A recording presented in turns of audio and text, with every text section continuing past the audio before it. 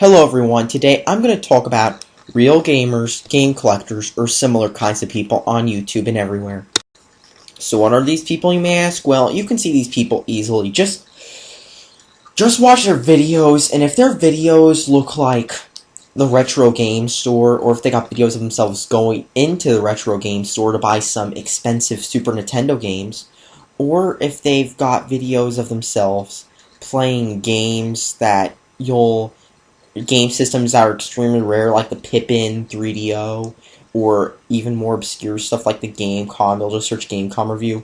Hey everybody, it's me, RetroGamer69XD, and today I bought a Wonder Swan. Oh, it's got this D-pad here, a D-pad there, ooh, game. It's got a start button, it's got two buttons here, it's got a speaker, it's got a sound button, it's got a start button, and look, it's got a game cartridge slot. Too bad I don't have any games, because even though I can spend my money on an expensive system, and even though you probably want to see gameplay, there's going to be no gameplay in this video, too bad. It says Bandai here. It's Japan only, because Japan only is cool, and everything's better when it's made in Japan. And look, it even has a power switch. Oh, but too bad I have no game switch, so I can't play it. Stupid. Wah. Even though I'm a retro hardcore gamer, I gotta buy my games for it. Hey, this is so cool. And like, I've got a battery up here, because batteries are so cool. And yeah, this is the best system ever because I spent money on it. And look, it's got a contrast knob here. I don't know why I didn't notice that, but whatever. This is the best system ever. It works. I don't know. So that was basically my impression on their videos. I could put somebody's video in there, but you can find them real easily on the search bar. Just search up a rare system and you'll find these guys' videos. So why are they so bad? Well, first off, they're the reason why game systems cost so much. You'll pay $250 for a system nobody cares about. Now, you know, supply and demand. If it was something else, nobody would care, but over the last few years, game prices have shot up so much, it's crazy. I mean, it's like a Sega CD was like $30-40 a few years ago. Now they're $90 to $100, and they won't even sell me one without a Sega. And did I mention that because of these people, there's extreme price gouging for certain systems, mostly the Saturn, the Sega CD, and other Sega systems, and Nintendo systems. You can, like, sell a Nintendo game, and then some real gamer will buy it, like, the second you put it up on Amazon. I'm not even kidding about this part. And you know what's even worse? If these people wouldn't be so bad had they, A, not jacked up the prices for everyone else, and B, didn't complain about everything. You see, with real gamers, they're stuck in the past. They only believe that 3 genres are good and that everything else ruins gaming. First-person shooters, oh, it's evil, ruined gaming. Pokemon, which is the same game each one, and it's a good game. I'm gonna buy Pokemon every single year.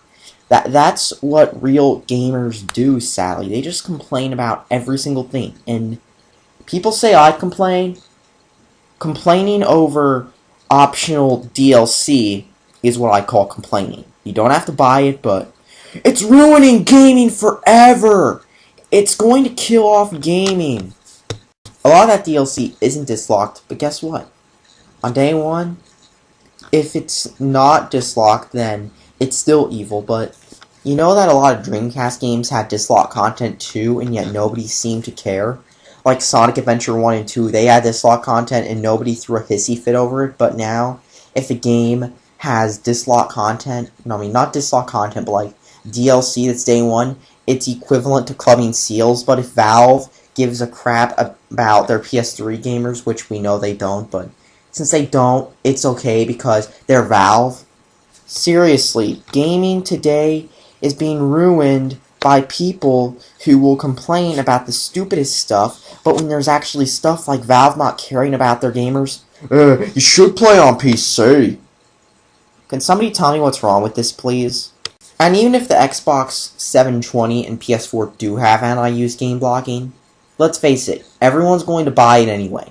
Valve's been doing the same, Android's done the same, iOS has done the same, its digital distribution's the same. And even on PC, it's been the same with retail thanks to Valve and Steam, and yet nobody's even cared.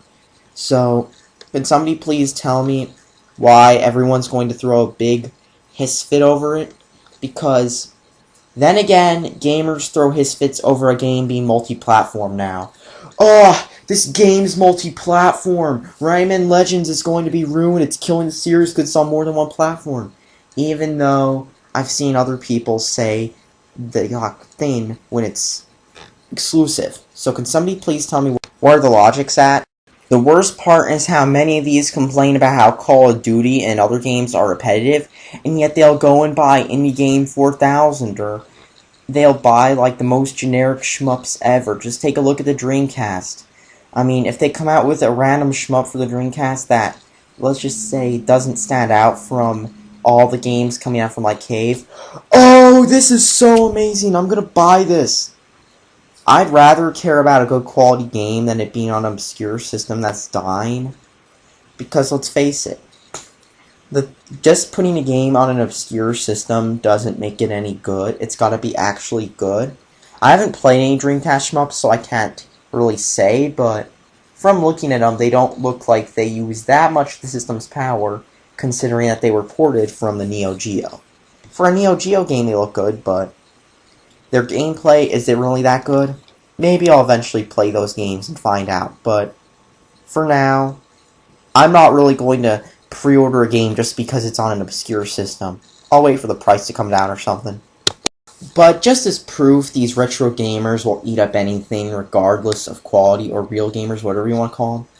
Just take a look at the Neo Geo X.